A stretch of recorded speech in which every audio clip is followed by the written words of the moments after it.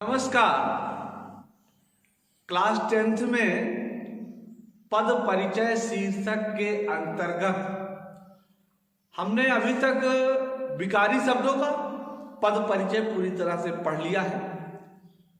इसके बाद अविकारी या अव्यय शब्दों में कल हमने क्रिया विशेषण शब्द का पद परिचय कैसे किया जाए इस संदर्भ में जानकारी प्राप्त की। आज का जो हमारा शीर्षक है वो संबंध बोधक शब्दों के बारे में है। अब पहले हम ये जानें कि संबंध बोधक है क्या। यदि हमें यह पता लग गया संबंध बोधक क्या है तो निश्चित रूप से हम इसका पद परिचय अच्छी तरीके से कर सकते हैं। तो संबंध बोधक देखिए, मैं कुछ वाक्य लिख रहा हूं।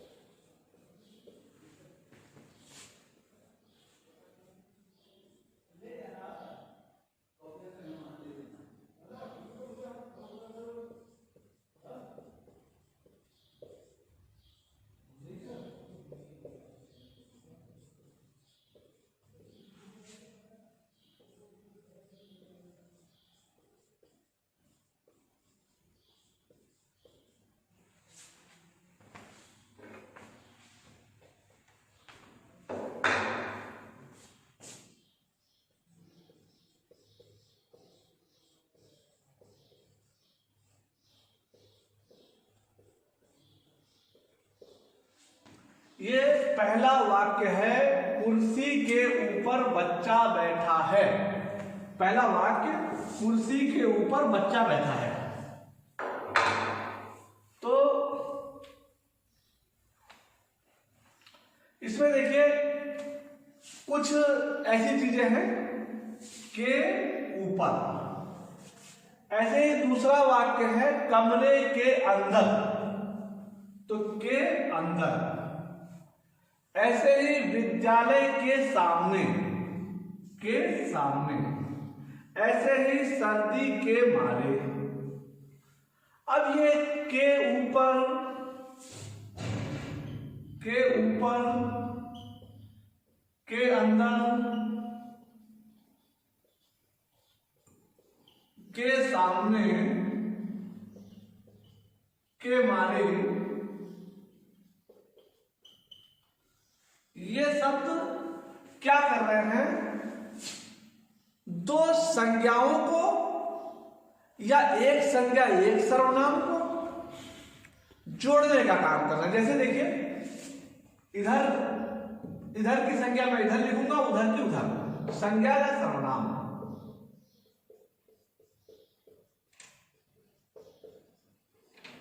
यहां लिख रहा हूं संज्ञा या सर्वनाम।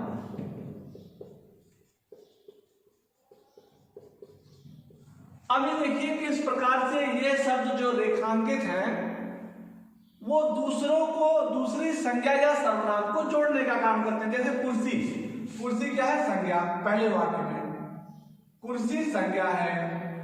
और बच्चा, कुर्सी का संबंध किससे बना रहा है? बच्चा। बच्चा भी संज्ञा है। ऐसे दूसरे वाक्य में कमरा, कमरा संज्ञा है और कमरे का संबंध किससे बना रहा है? चोर से। चोर भी संज्ञा है। तीसरे वाक्य में विद्यालय, विद्यालय संज्ञा है और पार्क का संबंध विद्यालय से पार्क। ऐसे चौथे वाक्य में वह सर्वनाम है, संज्ञा नहीं, वह सर्वनाम है। और वह का संदर्भ संबंध किससे बन रहा है? कांपना से।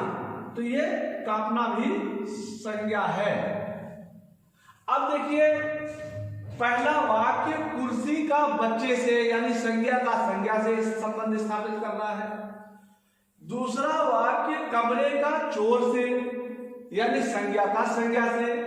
तीसरा विद्यालय का पार्क से यानी संज्ञा का संज्ञा से। चौथा वह सर्वनाम है और कांपना जो है ये संज्ञा है, तो यहां सर्वनाम का संज्ञा है। यानी ये शब्द क्या कर रहे हैं, रेखांकित शब्द एक संज्ञा का दूसरी संज्ञा या सर्वनाम से, एक संज्ञा या सर्वनाम का दूसरी संज्ञा या सर्वनाम से संबंध स्थापित कर रहे हैं। तो जो शब्द किसी संज्ञा या सर्वनाम का वाक्य के दूसरे संज्ञा या सर्वनाम से संबंध स्थापित करते हैं उन्हें संबंध बोधक अव्यय कहा जाता है। और ध्यान दीजिएगा ये अव्यय भी है। क्यों है? क्योंकि किसी भी स्थिति में इनमें कोई परिवर्तन नहीं होता है। ये के ऊपर, के अंदर, के सामने, के मारे, ये शब्द अव्यय भी हैं। तो ये संबंध बोधक अव्यय हुए। संबंध बोधक अव्यय का जो पद परिचय है वो इस प्रकार से किया जाएगा।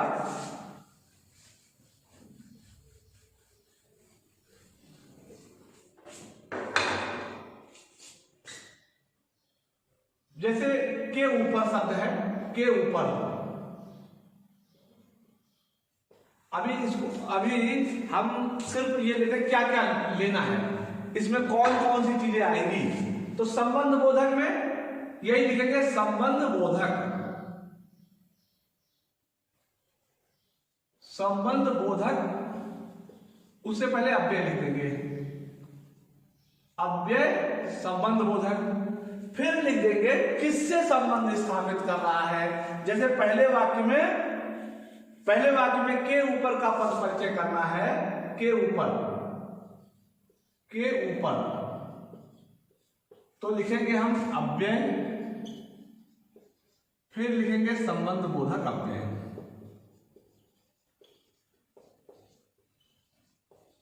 संबंध बोधक अव्यय। फिर लिखेंगे कुर्सी का बच्चे से,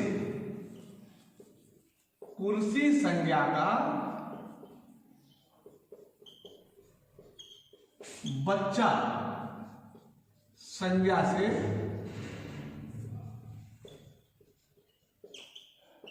संबंध स्थापित करना है। सिर्फ इतना लिखना है इसमें, कुर्सी संज्ञा का बच्चा संज्ञा से संबंध स्थापित कर रहा है, संबंध बोधक अव्यय। ऐसे ही के अंदर, के अंदर इस पे भी लिखेंगे अव्यय संबंध बोधक अव्यय।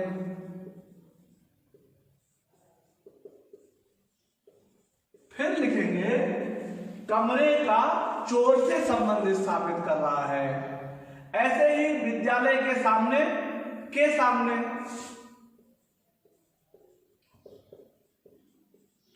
इसमें भी लिखेंगे अव्यय संबंध बोधक। और विद्यालय का पार्क से संबंध स्थापित कर रहा है। ऐसे ही वह सर्दी के मारे, तो के मारे,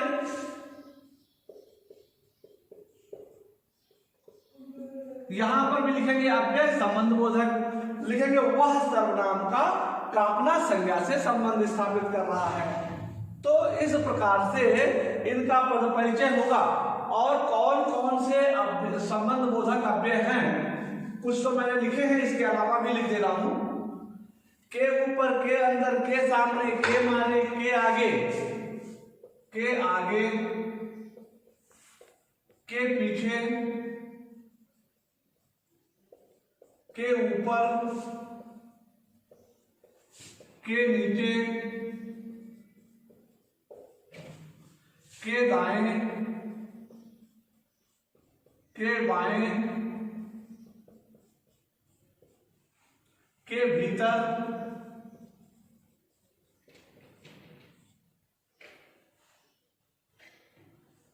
तो ये सब जो है संबंध बोधक अव्यय हैं।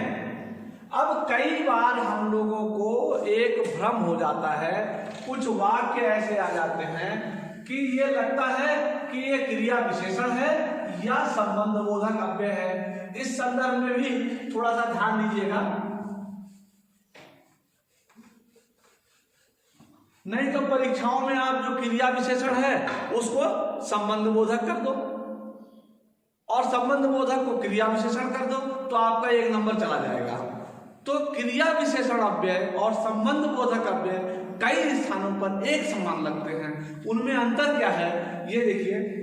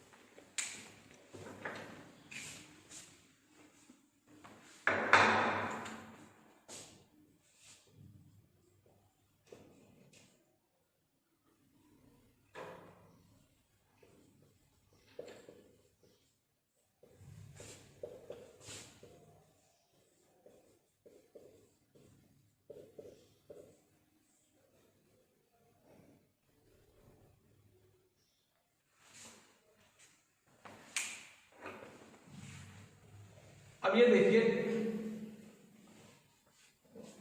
यहां पर वह बाहर खड़ा है, वह बाहर, ये खड़ा क्रिया शब्द है। अब ये क्रिया से हमने प्रश्न किया कहां खड़ा है, तो बाहर खड़ा है। कहां खड़ा है?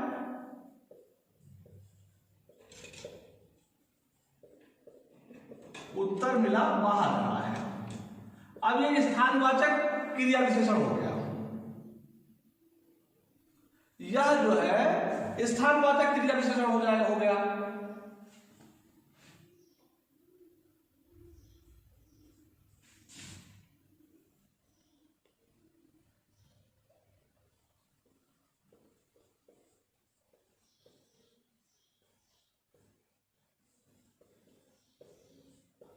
ऐसे ही वह पहले पहुंच गया, ये पहुंचना क्रिया है।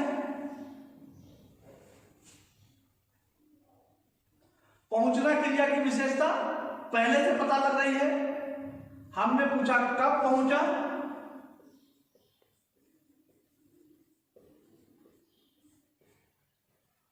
उत्तर मिला पहले।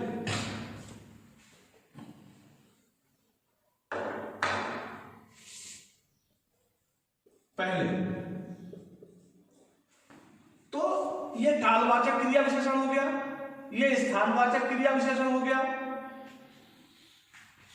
अब इसमें और इस संबंध बोधक अव्यय में क्या अंतर है ये ध्यान दीजिए।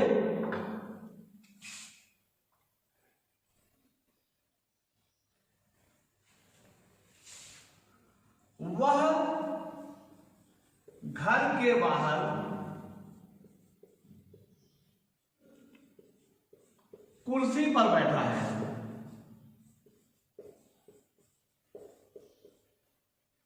कुर्सी पर खड़ा है, कुर्सी पर खड़ा है।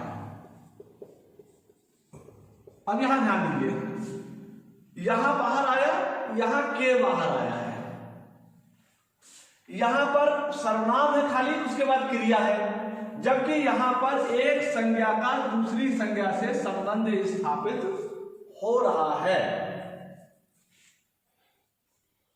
यहां पर सिर्फ क्रिया की विशेषता बता रहा है, जबकि यहां पर दो वाक्यों को जोड़ने का काम कर रहा है।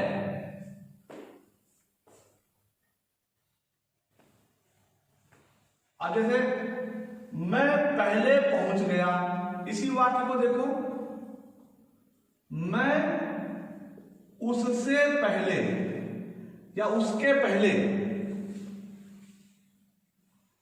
उसके पहले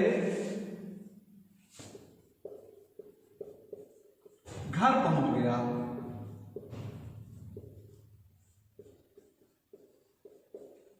देखिए चीजें वही है के पहले, लेकिन इसमें क्रिया की विशेषता बता रहा है पहले शब्द, और इसलिए यह कालवाचक क्रिया विशेषण है, जबकि इसमें एक सर्वनामकों का दूसरे सर्वसंज्ञा से संबंध स्थापित कर रहा है, इसलिए यह संबंध बोधक अव्यय है। तो कई बार बच्चों ऐसी स्थिति आ जाती है कि हमें क्रिया विशेषण शब्द में और संबंध बोधक अव्यय में अंतर नहीं दिखाई पड़ता है। उस समय हमें यह स्मरण करना चाहिए कि जो क्रिया विशेषण होगा वह क्रिया की ही विशेषता बताएगा, और जो संबंध बोधक अव्यय होगा वह कहीं ना कहीं संज्ञा या सर्वनाम से संबंध स्थापित कर रहा होगा। और यह अगर ध्यान देंगे तो निश्चित रूप से ये त्रुटि आपसे नहीं होगी, और जब यह त्रुटि नहीं होगी तो शब्द आपका गलत नहीं होगा और वर्तनी शुद्ध होगी। आज के लिए सिर्फ इतना ही, तब तक के लिए धन्यवाद।